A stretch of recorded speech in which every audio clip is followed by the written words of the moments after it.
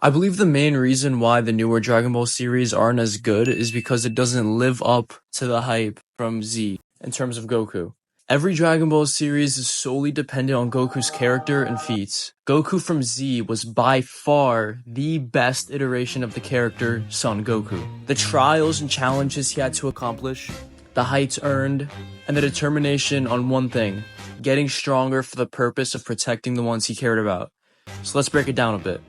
Saiyan Saga. So this video may or may not be titled Why Mid Z Goku is the best, but we can make an exception for the Saiyan Saga, which I consider to be early DBZ. But I digress. The Saiyan Saga is one of the best showings of the character of Son Goku in all of Dragon Ball. Training with King Kai while Goku being mainly the only hope for the threat that was to come was very new at the time. Even though it was shown in Dragon Ball sometimes, it wasn't as intense as it was in Z, especially with a whole team of fighters and all of them not being strong enough. The fact that there weren't any gods to help the Z fighters, and there was only Goku, really, and Piccolo, and maybe Tien, and I guess Gohan too, learning new techniques and obliterating barriers of what we thought was possible in Dragon Ball as a whole. Then of course, his arrival back on Earth, while the rest were mostly defeated, was something that was so intriguing because we knew he had the power to do something important. He was just held back by time and other circumstances. His travel back through Snake Way and his race to avenge his fallen comrades was absolute peak, especially back then before the trope was more common. Then his fight with Nappa, taking on easily what destroyed his friends, and of course, his fight with Vegeta. I love the idea in Dragon Ball how quickly things progressed so naturally. Obviously, you know, Z especially. For example, Raditz was almost able to destroy the best of their warriors, Goku and Piccolo, while killing Goku in the process. Then the Cybermen who were like child's play when they fought Vegeta and Nappa. Everyone likes to dog on Yamcha, but he did easily defeat basically all of them, only losing because of a cheap blow. Nappa was now their enemy, who was multiple times stronger than Raditz, then Vegeta multiple times stronger than Nappa. And with most of the team beaten or dead, it's up to Goku to show off against the strongest opponent he's ever faced, who is, on paper, stronger than him. Obviously without the Kaioken. Of course, beating him with Krillin and Gohan's help, making a huge commitment at the end of the battle, allowing Vegeta to live. The fact that nowadays Goku does it, you know, because, oh, he wants to fight stronger people in the future, is absolutely out of character and a stupid gag that's been going on in modern Dragon Ball. Goku, in my opinion, allowed Vegeta to live because he actually cared and felt like it was the right choice. Not a gamble on millions of lives just so he can have another challenging fight. And another thing to add is that I feel like a lot of people, you know, watching any sort of show or media, eventually look up to that character. So when Goku was, you know, giving mercy to Vegeta at the end of their fight, or even Frieza, you know, of course, knowing when to end it with Frieza, I feel like it changed a lot of people, you know, like growing up to be more like Goku. So, including me. So seeing it kind of be like, oh, well, he just wants to fight stronger people. Like, it's just, that's so cheap to do that to the character of Goku. Frieza Saga.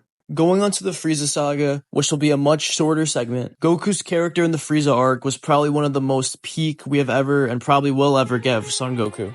With Goku healing from fighting Vegeta on Earth, Gohan, Krillin, and Bulma have to go to the planet Namek to get the Dragon Balls and wish back the fallen Z fighters. Goku's 6-day training arc, post-recovery, is still one of the best training arcs of all time in fiction. The Gravity Room was an amazing addition in seeing how Goku was able to break his limits, once reducing him to using all of his power to the point where he can only walk.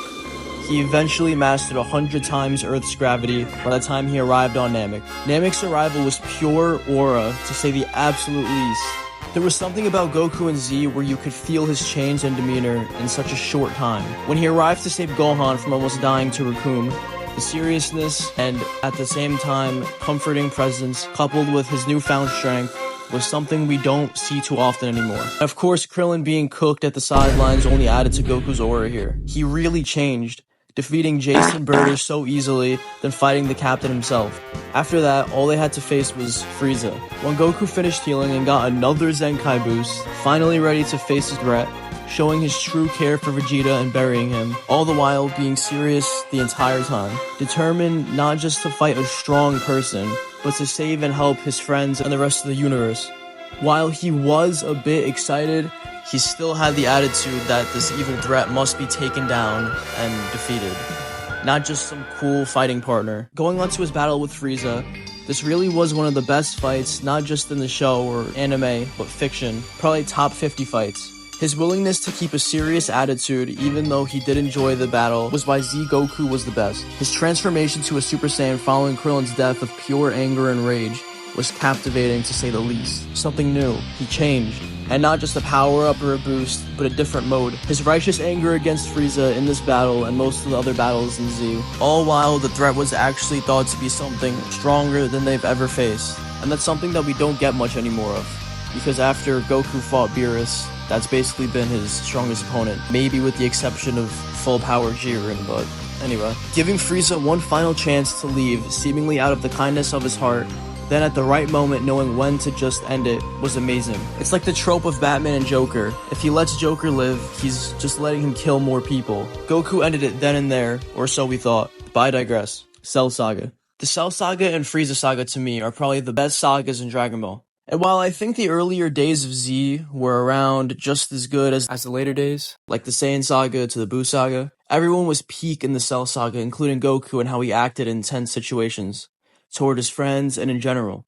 His overall demeanor in the Saiyan Saga to the Cell Saga were simply something we're probably never going to see again. Super Goku is way too goofy and not serious. GT Goku was mostly a kid, and Super Saiyan 4 was naturally much different in how he acted, so it didn't really feel like Goku much either. In Daima, he was basically Super Goku, and he was also in a kid's body too, so it didn't really help with the serious factor. But the Cell Saga, with Super Saiyan still being the new insane ability everyone was training to get, it truly felt like something else. Goku in the Cell Saga was probably the most relaxed version of Goku we've ever seen. Mostly speaking, very monotone and a bit less charismatic than usual. His interactions with Vegeta were great as well, how he responded to him and his angry attitude. But one thing I really didn't like was when Bulma tried to stop it early, and everyone wanted to see Cell at his best. And yes, Goku deep down did want to see Cell at his best too, but he's a Saiyan, which is a little gripe to me because he is a hero from Earth, firstly, in my opinion. Trying to gamble with threats was something I feel like earlier Goku wouldn't do even at the end of Dragon Ball. I don't know, maybe I'm wrong, but it definitely got more common in the future iterations of Goku and his character. You know, always wanting to just fight stronger characters instead of actually trying to save people. Now let's get to the actual threats of the Cell Saga. One very stupid thing Goku did was not take his heart medicine fighting 19. He wasn't perfect, but then seeing Vegeta absolutely demolish 19 was a pretty cool scene. But the fact that because he forgot something so life-threatening, he missed out on the early fights of the Cell Saga, and then letting Trunks have to deal with Vegeta's arrogance and pride with a being they could have easily defeated was almost fatal in two ways, because of the heart and letting Vegeta gamble with the world's safety. But I digress. Something I actually discovered as I was writing the script is that Goku actually only had 2 fights in the entirety of the Cell Saga, besides for the movies and training arcs, of course, which was extremely interesting to me. One of them being against Cell as well, which he didn't even finish, and it was also at basically the end of the saga, with it being the last fight for the most part.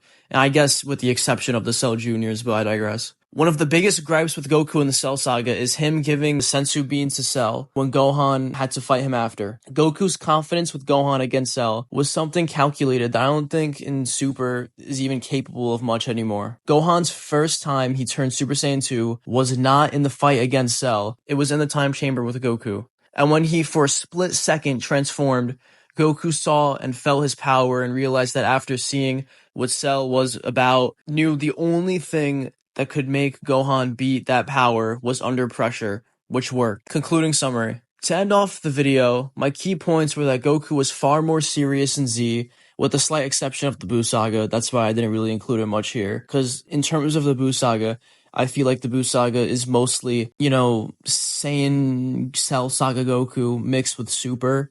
You know, after all, it is post 7-year time skip, so Buu Saga is canonically closer to Super than it is to even other parts of Z, with the slight exception of the Buu Saga, you know, going back to that, and more of a heroic archetype with his own down-to-earth personality. That's why everything after Z is considered mid. It's because of the glue holding the series together, which is Son Goku. That is why Goku in Z was the best.